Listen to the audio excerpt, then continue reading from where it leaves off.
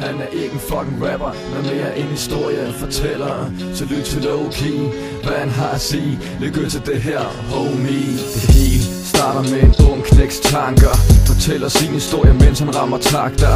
En der vil kæmpe og prøve at forandre det hele. Så sæt dig ned og prøv at lytte til hvad han har at dele. Pludselig kommer der noget til ham, en tanke der slår. Næsten poesi, den handler om en dreng der kalder sig for Low-Key. Han vil prøve at hjælpe andre gennem sin musik. Bruger sit eget liv som inspiration, når han skal skrive og gerne vil ud med sin indre frustration. For han forstår de unge og deres evige kamp mellem engel og dæmon. For en nat den samme situation. Han sætter ord på de tanker og følelser du ikke selv kan bringe. Med lidt tekst og et beat, så lyt med og bliv ved at bang. For der skal magiske ting, når han trykker play på beatet. Tekst og ord kommer, det er det der gør at han kan blive ved. Det holder ham væk fra ballade og det ved.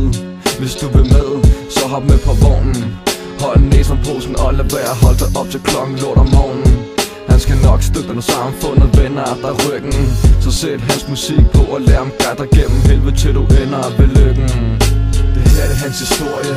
Han er ikke en fucking rapper, når mere en historie fortæller. Så lyt til Low-Key, hvad han har at sige. Lyt til det her, homie. Det her er hans historie. Han er ikke en fucking rapper, når mere en historie fortæller. Så lyt til Low-Key, hvad han har at sige. Lyt til det her, homie.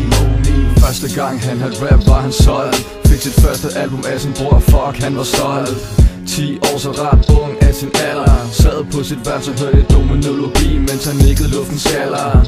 Han var ikke så god faglig, men musik, det var logik for ham. Han forstod noget som mange ikke gjorde. Nu var der noget han var god til, og han kunne jorde de andre kloge hoveder med hans flow og hans ord. Han prøver egentlig bare at sige, at musik kan hjælpe på mange måder. Støtte dig igennem livets gåder, for det er en stor gåde. Og 100 på, den viser fucking ingen noget.